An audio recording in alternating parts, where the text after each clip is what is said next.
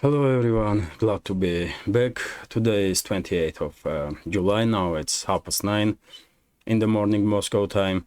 I'm Levan Gudadze and this is my first update today, in which I will share all the main news that are making headlines in Russian media outlets and Russian language pages on different internet platforms. There are quite a few very significant developments and news that I'd like to share with you for this moment, but before I start, let me make a little announcement which is about tomorrow, Saturday. As you know, recently I made the decision to take one day off a week on Saturdays, and tomorrow I will have no updates on video updates on main channels, but I will remain somewhat active on Telegram. And if you are not subscribed to Telegram yet, please consider to do so. You will see a link under this video in the description box and in the pinned comment. And by the way, today is Friday, so I wish you easy day, light day, and of course I wish you great upcoming weekend. That's been said, let's talk about news now, and I will start with Ukrainian special military operation. First of all, let me give you a quick summary of the situation on the front lines. So let's go sector by sector from southern side to north. Kherson region, it's not any significant changes really in previous 24 hours. Sides are constantly shelling each other with artillery, and some recon operations are taking place, and both sides on regular basis are trying to establish control over these small islands in the Dnieper Delta. But overall situation on the Kherson region is operational pause or deadlock, and nothing is happening in the scale that will influence overall situation on this sector of the front. When it comes to Zaporozhye and South Donetsk sectors of the front, there are some significant changes here. In recent 3-4 days, Ukrainian forces become significantly active in this direction of on this land bridge between Crimea and mainland Russia. And of course we all know that Ukrainian forces conducted many frontal assaults in Orekhovo direction towards Rabotina settlement that is under Russian control, and all those Ukrainian local scale offensive operations have been repealed, and basically during last couple of days we see almost similar pictures that we were seeing on the first stage of Ukrainian counteroffensive, when dozens of armored groups of Ukrainian forces were trying to move forward, but they were met first of all by minefields, then by Russian artillery, then by Russian units with ITGMs, and then of course with Russian frontline aviation, helicopters in particular. And as a result, dozens and dozens of Ukrainian armored groups have been destroyed, and you can see on my Telegram channel many videos of that. Just a few minutes ago I did share yet another video footage when you can see 3 Ukrainian armored personnel carriers are trying to move in direction of Russian positions, but in this short video frame you can see that 2 armored vehicles have been destroyed by ITGM crews, Russian ITGM crews. So I don't know what happened with third vehicle, but probably they will consider themselves extremely lucky if they manage to escape this kill zone, basically. So well, that's main changes when it comes to Zaporozhye sector of the front line.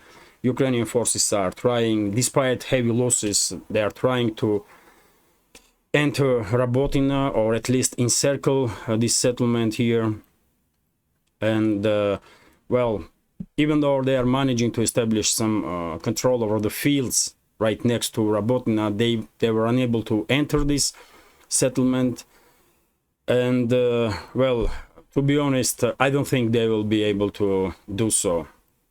They had so many casualties that, to be honest, I'm expecting now that Ukrainian group of forces in Orekhov direction will begin to refuse obey orders. They have to if they want to save the lives, because I wonder how long they're gonna continue participate in this suicidal offensive operations. I mean, what is the point on doing so and dying for Zelensky, his associates, and Western elites and their geopolitical agenda or interests? I mean, it's just pointless, absolutely pointless for Ukrainian citizens. But yet again, that's of course a main hot point in Zaporozhye sector of the Frontline, Rabotina area, and Russian forces are decimating Ukrainian units that are trying to conduct offensive operations. There are some local scale skirmishes in western sector of Zaporozhye front, in Pitikhatki-Zhiribyanki area, but yet again it's mainly recon operations and artillery duels between the sides. Rabotina in Orekhov direction is main hot point there, and there are some significant changes also on this bridgehead that Russia holds between Uglidar and Gulyai-Polye, Vremevsky Ledge, and if you remember, a few days ago I did mention that Ukrainian forces did finish their regrouping in this direction. They send additional reinforcement in direction of this bridgehead, and I was expecting activization of Ukrainian forces, not just me, of course, many other commentators also, and we did see exactly that. And according to news that we are receiving, Ukrainian forces did manage to establish control over the Staromayorskaya settlement here on this bridgehead between Uglidar and Gulyai-Polye. But yet again, there are some sources on Russian segment of internet that are reporting that this settlement basically have been wiped out as a result of heavy clashes, and Ukrainian forces will find it extremely difficult to hold on to this settlement, because there is nothing to hide. There is nothing left to hide behind it or under construction, so that they will be like an open field for Russian artillery. And that's why this settlement probably will end up in gray zone, when no one side has full control over the settlement. But yet again, there are some other reports that early hours of this morning, Russian forces conducted offensive, local scale offensive in direction of the settlement, and regain control over the partial control over this settlement. But yet again, during the day we will of course learn a little more about situation in direction of this Vremevsky Ledge, and of course I will share additional news on my Telegram channel. When it comes to Donetsk direction, yet again it's a deadlock. Nothing is happening in the scale that will influence overall situation on the front line, but main hot points of course still Marinka, Krasnogorovka, and Avdiivka. That's main hot point. Russian forces are trying to improve their positions in Avdiivka direction, despite constant local scale counteroffensives from Ukrainian side. But as I said, nothing is happening in the scale that will influence overall situation in this sector of the front.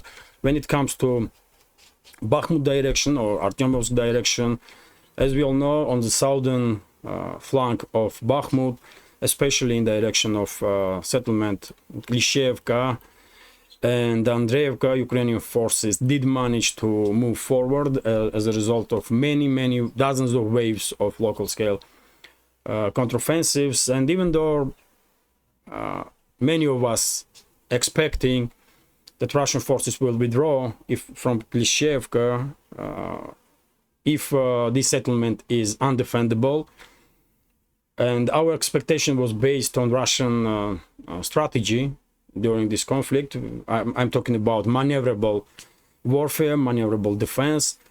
But it seems like, at least for now, Russian forces are holding to some parts of Klishchevka, which probably means that Ukrainian forces are running out of steam in this area. My reading of picture can be mistaken. After all, I'm not military expert, but if Russian forces did not withdraw from Klishchevka, only reason for it in my reading of big picture is that Ukrainian forces must run out of steam. Otherwise, as I said quite a few times, if settlement is undefendable, or defense of that settlement requires heavy losses, then Russian side, of course, will always make choice to save more lives. And Russian forces will withdraw, regroup, establish new defense lines in the southern flank of Bakhmut, and will regain control over the Klishchevka when better time comes. But as I said, for now, Russian forces are holding to this settlement, which in my understanding definitely means that Ukrainian forces are running out of steam yet again. And this is, by the way, I believe, fourth wave of Ukrainian offensive in this sector. This is fourth reinforcement that is running out of steam, because the fight on the southern flank of Bakhmut is going on now for more than a month. When it comes to northern sector of the Frontline, initiative is in Russian hands, and even though Ukrainian forces time after time trying to enter Berkhovka and improve their positions on the northern flank of Bakhmut, they are unsuccessful. And initiative on the northern sector, northern flank of Bakhmut, is in Russian hands for a long time now. When it comes to northern sectors of the front, from Seversk to Kupiansk, as we know, initiative is also in Russian hands for quite a long time. And not just initiative is in Russian hands, but Russian forces are conducting significant achieving significant success in during local scale offensive operations. And Zelensky's regime had some serious issues now in its hands, because they definitely lack manpower in northern sectors of the front line, and probably they will be forced to use some of the strategic reserves in direction of Kupiansk, in direction of Liman, which will, of course, weaken Ukrainian forces in the southern sectors, especially in the direction of Zaporozhye and Sovdanetsk sectors of the front. But at this moment, we can clearly state that Russian forces are successful in the direction of Liman, in the direction of Kupiansk. They are moving forward for many kilometers. And it's only up to Russian General Staff when General Staff will greenlight large-scale offensive operation. And I believe we will see liberation of entire this area from Kupiansk to Liman. And then, of course, Seversk will become an operational encirclement, and I don't think Seversk garrison, Ukrainian garrison in Seversk, will hold on for long. So initiative totally is in Russian hands, and as I was predicting, before end of this summer, we will probably see large-scale Russian counteroffensive in these sectors of the front and in direction of Kharkov region, of course. And this is quick summary. For when it comes to situation on the front line. As always, I do recommend Military Summary channel. I do recommend DPA War, Alexandr Mercury's channels, because they are devoting much more time to discuss in details situations on the front line. And if you want to learn more about this local scale skirmishes or local scale fights on the front, those channels do provide great news. Also, of course, New Atlas, great channel. Well, that's been said. Let's talk about some other news now. And by the way, I will first of all I will mention that Zelensky's regime did try to strike in direction of Moscow once again, and we have Interfax news agency's report here, according to which Russian forces shut down a Ukrainian drone in Moscow region, and mayor of Moscow, Sergei Sobyanin, made statement and said that no casualties on the ground, no one was injured, and no significant damage was done as a result of destruction of that Ukrainian drone. But yet again, time after time, we are seeing this kind of instances when Ukrainian forces, when Zelensky's regime is trying to hit deep inside Russian territory. And unfortunately, this will continue as long as Zelensky and his associates are receiving long-range weapons, including long-range drones.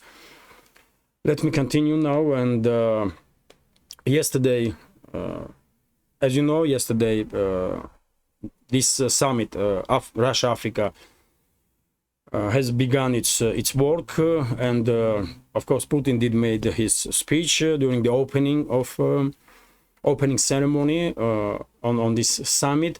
But during the day, Putin also spoke about situation on the front line, and I will share now information about that and about his speech on summit a little bit later. So Putin did spoke about situation on Zaporozhye sector of the front line, where Ukrainian forces become significantly active in recent days, 3-4 days. And Russian president, I did watch this segment of his interview. He said that during previous 24 to 48 hours, Ukrainian forces did try to attack Russian defense lines or Russian strongholds with more than 50 units of heavy military equipment, and hundreds and hundreds of military personnel. And as a result of clashes, Ukrainian forces lost more than 200 soldiers, 26 main battle tanks, 13 armored personnel carriers, different types of armored personnel carriers, and many more other equipment. So it was a total failure. And who will disagree with this statement of Putin? Because I did share, many other channels also, of course, did share so many videos and so many photo confirmations of destruction of these Ukrainian armed groups that maybe Putin's estimations are even too conservative, one may say. And that's why, by the way, I think it's highly likely that Ukrainian forces in Zaporozhye sector of the front will start began to questioning their orders, and that will be a good decision on their part, because they will save their lives. There is no point to participate in these suicidal offensive operations. It's truly pointless to die for Zelensky and his associates, his corrupt associates, and for geopolitical interests of Western so-called elites. But yet again, let's continue with news. I will try to go through at least through headlines so that update will be as short as possible. So TASS news agency is reporting about article in Politico, according to which US will begin deliveries of Abrams main battle tanks to Ukraine in September. And according to Politico's information, first bunch of Abrams tanks that will be sent in Ukraine will be 6 to 8 units, and overall, as we know, US has declared that they will send 31 Abrams tanks, M1A1 Abrams tanks, all the version of these tanks. This is not brand new modifications, of course.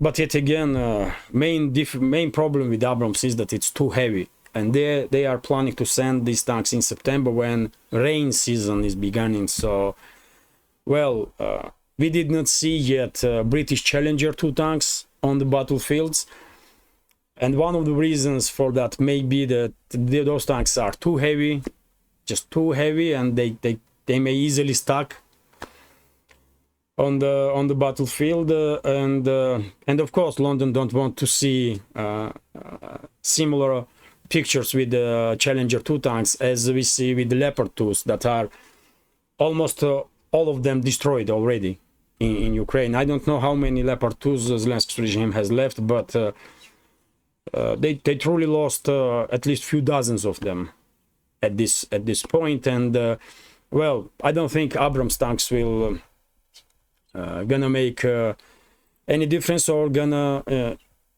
endure any different fate. They will be destroyed as Leopard 2 tanks. And to be honest, even from military standpoint, I just don't see what purpose on such deliveries, because M1, A1 tanks, I mean all the versions, they I don't know, they will burn like any other tank really. And what is point to send those tanks in rain season, in September, when rain season begins? Also, I don't know, man. It's hard to understand logic behind this move. But anyway, let's continue. Of course, no Western-made equipment or no any other equipment gonna make a significant change on the battlefield. And as I said many times before, I'm 100% sure that Russia will emerge from this conflict victorious. Let me continue now. And Nia Novosti is reporting that award-winning US journalist Seymour Hersh did write yet another article. And in his article, in his investigation, he found out, and he did write that Washington, Biden's administration was actively involved in planning of those terrorist attacks on Crimean bridge. And well, unfortunately, we are seeing that US have been transformed into terrorist state right before our eyes under Biden's administration, which is truly horrible development. It seems like current leadership of US don't really care about reputation of US, and they are acting in some kind of desperation mode, which is dangerous not just for the world but also for US itself, because as I said, Biden's administration is destroying US from within. It's just too obvious at this point, and let's hope US citizens will do something to bring to power some more adequate and sane people than these ones, man. I mean, it will be better for US, it will be better for rest of the world. And of course, Russian officials probably will make statements about this new inquiry from Seymour Hersh. RIA Novosti is also reporting that according to, and by the way, some new wave of propaganda has begun in Western media, especially in US, and well, this wave is about future presidential elections in US, and well, I guess these neoliberals and neocons are now pushing idea that if Biden's administration will be removed from White House, first casualty of that will be Ukraine and Zelensky's regime. Well, I don't understand why these neocons and neoliberals think that they're gonna scare US citizens with this type of propaganda and they will vote for Biden to save Ukraine and Zelensky's regime. It will not work, in my understanding, because let's be honest, man, majority of US citizens probably would not find Ukraine on the map. They don't care about some failed state thousands and thousands of kilometers away. What they do care is about infrastructure in the US that are crumbling.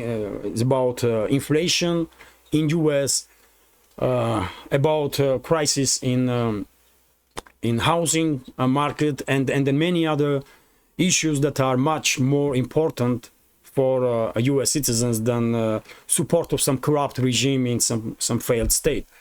So I don't think this wave of propaganda will work, but yet again, this is this information once again highlights this desperation mode that current US elites did find themselves. That's how I will read this news, and well, I truly hope for best interests of world that US citizens will manage to deal with this insane administration that they have right now. Insane and extremely dangerous for world and for US itself. Let me continue now, and the TASS news agency is reporting that State Department refused to comment on information that Ukrainian forces use cluster ammunition to kill Russian journalists, to strike in group of Russian journalists, during which RIA Novosti's military correspondent was killed and a few more journalists were wounded. Well, yet again, as I said, the current administration of US is immoral, has no true values and principles, and of course they will refuse to comment on this topic. Of course, they will justify any crime that will be committed by Zelensky's regime, any. And that's why they are extremely dangerous, because we are talking about superpower, and these insane individuals are running superpower. Just imagine how dangerous that is for entire world, man. Let me continue, and RIA Novosti is reporting that US White House official representative Karine Jean-Pierre, press spokesman of Biden basically, did said that they have not seen any evidence for this moment that Wagner PMC are involved in any ways in military coup that did take place in Niger in previous days. By the way, yesterday I did read a comment that pronunciation of this state, Niger, is a French pronunciation, and original name sounds differently. Unfortunately, I cannot remember original pronunciation, like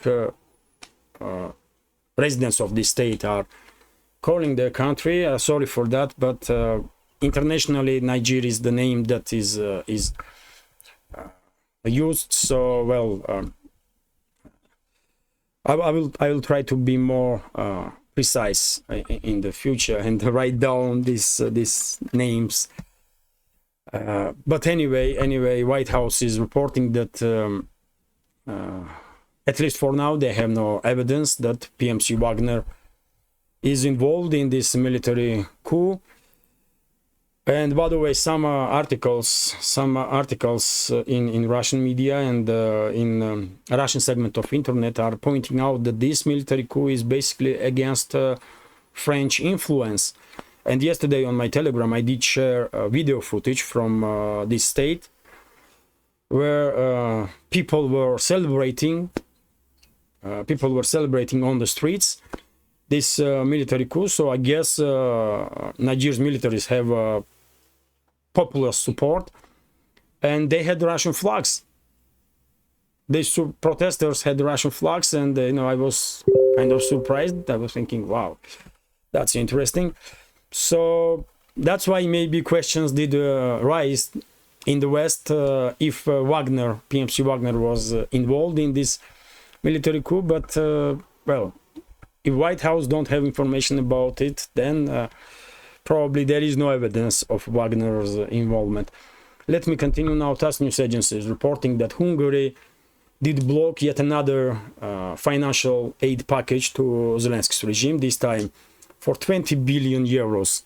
Just imagine though, 20 billion euros that Zelensky's regime or Kyiv regime will receive in next couple of years. And by the way, when I was reading this information, I mean, first what I was thinking was that, I mean, Ukraine truly become a money laundering machine. I mean, worldwide money laundering machine, because I mean, what sane individual will predict with 100% certainty or guarantee that current regime in Kyiv will survive next 4, 5, 6 years? None. I mean, no sane individual will say something like that. And yet again, and yet we are seeing that these corrupt politicians or corrupt bureaucrats in EU, in Brussels, and the leadership of EU member states are trying to allocate 20 billion euros for a regime that may not exist after a year. So in my understanding, this is a pure money laundering operation that has nothing to do with help of Ukrainian citizens.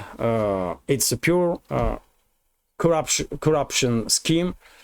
And well done to Hungary, well done to Hungary's government that they are, at least for now, trying to block this madness. And by the way, I know many citizens of European states are members of our community. Please write in the comments. I mean, well, when Europeans, when majority of European states gonna say enough is enough, and when they will try to stop this madness?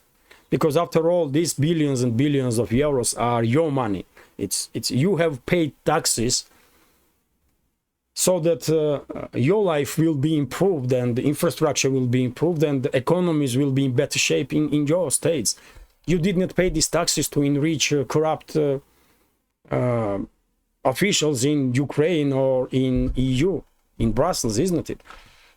When this madness is gonna stop, man? I just wow. Let me continue. And how long is this video? 31 minutes. Just a headline. So RIA Novosti is reporting. Putin did make speech, of course. Putin did make speech yesterday during the opening ceremony on this summit, Russia-Africa, and well, he spoke about history of relationships between Moscow and the capitals of African nations. He did mention that how significant role Soviet Union did play in independence movements in African states and the liberation of African continent from colonial powers. And he mentioned that hundreds of thousands of citizens of African states have studied in Russia and received higher education, and they are now working for their nations and benefiting their nations, which is also I mean, good ground for further improvement of relationships between the sides, because these hundreds of thousands of people, they live in Russia and they know Russia, they know Russian culture, Russian history, and they have a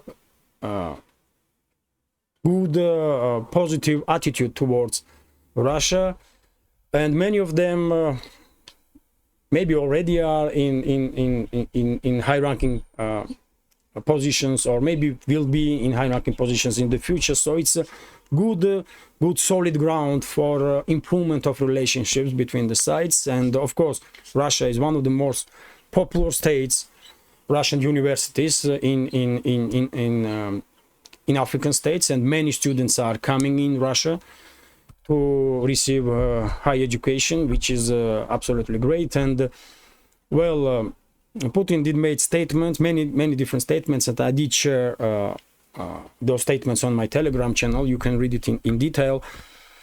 But what I will mention now is that Putin did said that countries in need in Africa will receive grain from Russia.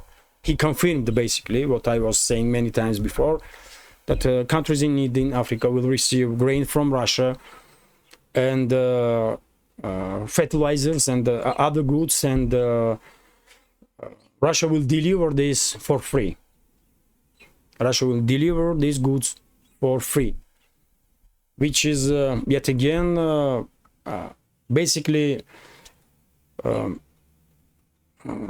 removing from the Western elites opportunity to demonize Russia because of end of that grain deal. So many significant statements have been made and will be made today also, because today this summit continues.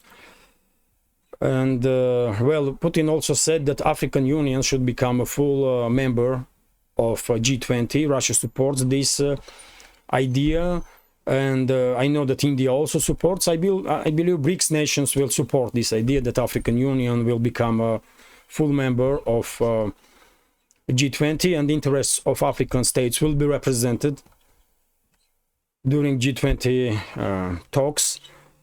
And well, Putin also said that Russian industrial zone will be built in close vicinity from Suez Channel.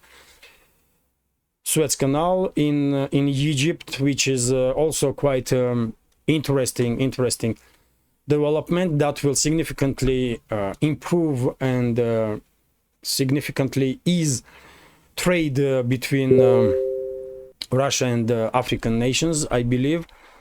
So let's continue. A few more news. So Polish foreign ministry did make statement that they are ready to totally isolate Belarus.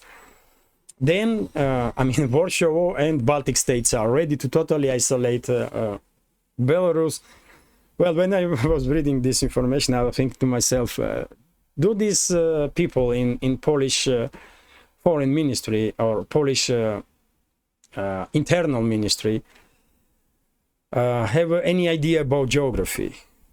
I mean, did they learn geography in school, or who are they? Why they are so stupid?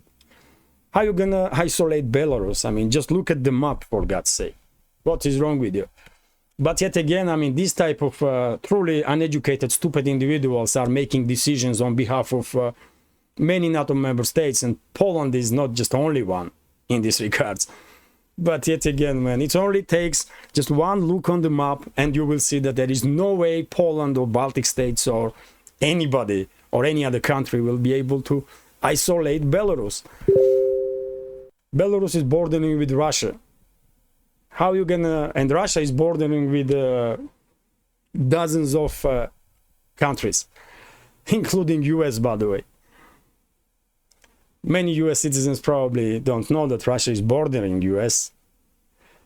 But anyway, I wanted to share this information to highlight how ill-educated these so-called elites in many NATO member states really are. They want to isolate Belarus. Yeah, you know, I remember that statement that once Jen Psaki, former spokesperson of State Department in US, and I believe she was a Biden press spokesman also, when she said that you know, if Belarus will don't obey to some orders from, I don't know, Washington or whatever, she was trying to play tough on Belarus, and she said that, you know, US will send its fleet then to coast of the Belarus. So I mean, she is so uneducated, she didn't even know that Belarus is a landlocked state. And that's level, man. That's level, basic level, or, you know, that's general level that these so-called elites in the NATO member states have. They don't even know geography, man. And they are talking about politics and geopolitics. How stupid is that? But anyway, let's continue. TASS News Agency is reporting, based on Reuters information, that US will declare fairly soon, in next couple of days, I believe, that they will transfer new military aid package to Taiwan, this time for 330 million euros, and among these military deliveries will be MQ-9A drones. Also, well, China not gonna be happy about it, of course, but yet again, I'm afraid current leadership of US or current leadership of Western world one day will provoke military conflict between China and Taiwan, and then China and Western world, which will be totally devastating for this planet, for humanity. But that's a trajectory that we can clearly see, isn't it? Let me continue. RT is reporting that special counsel announced new charges against Trump. Well, as you can, as I said many times before, and probably many of you will agree, these neoliberals and neocons will do anything and everything to somehow remove Trump from this race, presidential race, and they will come up with some BS allegations, and they will do just anything. They may even try to I don't want to use certain words, but as I said before, Trump should pay significant attention to his security, because anything you can expect anything from these neoliberals and neocons. They are sick individuals. Let's continue. And RT is also reporting that the European Central Bank hikes interest rates to multi-year heights. Well, inflation is a big deal all around the world at this stage, and the EU member states are not exception. But yet again, at least for now, interest rates in EU are not that high. It's only 3.75% for now. But yet again, according to what I read in our comment section from members of our community that are living in Europe, inflation truly becoming significant issue in many European states, and because of it, probably sometime in the future, maybe even before end of this year, we will see once again that interest rates will be raised by European Central Bank. And this is, by the way, last news for today's update. This is also quite interesting and significant news. Many of you did ask me how one should emigrate to Russia, what steps should be taken, and because I'm not expert in this field, best advice that I can give is to contact Russian embassy in the country that you are living. And today I did see this information from Evgeny Primakov, who is head of Россотрудничество. I did translate this organization's name.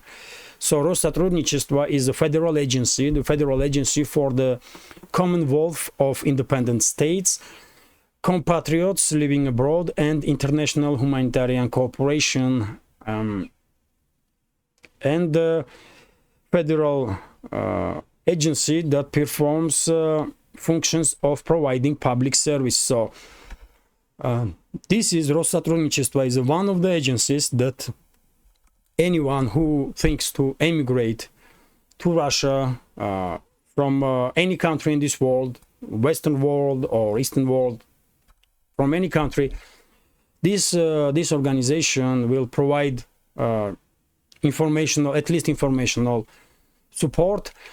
And well, I want to share this news because of these questions that I see time after time, especially from the Western states, how to emigrate in Russia, if it's even possible. It is possible, and in this article, Primakov did spoke about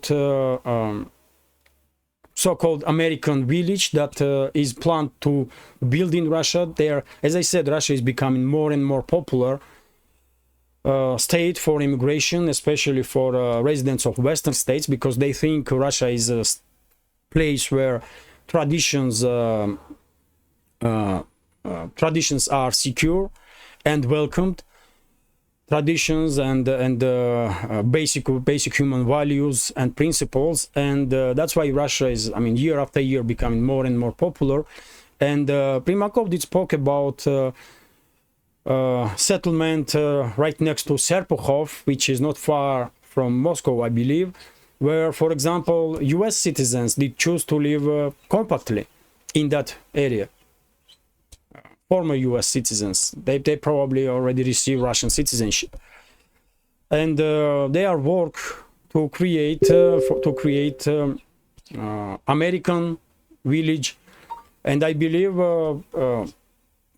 they will be to ease adaptation. Of course, it's easier when you are immigrating in a place where English speakers are, when people are live that can help you with integration from, and it's always better if those people are from your former country, and that's why this work has been done, and we have some areas where Westerners are living compactly. One of those are in Serpukhov area. And by the way, once again, this organization, this state agency called Россотрудничество, and if you will decide to find out more information about possible emigration to Russia, of course, best ways is to contact Russian embassy and to contact Россотрудничество, and they will definitely help. They will give necessary information about steps that need to be taken to emigrate in Russia legally. And this is it for now. 45 minutes anyway. Well, I do always try to make these updates as short as possible, but well, I hope you will find this video interesting, and if so, please click that like button and leave some commentary about any topic you like. More likes and comments definitely do make changes and influence YouTube's algorithm. And if you can, please share links to my videos and my page with my channel with your friends on Facebook, Twitter, Telegram, or any other platform that you are active on. And if you think this channel is interesting, useful, informative, and deserves to exist, please consider to support with small donations through PayPal, Buy Me Coffee, or by subscribing to my Patreon page. You will see links under this video in the description box or in the pinned comment. This is it for now. I wish you a great day and great, pleasant upcoming weekend. Take care.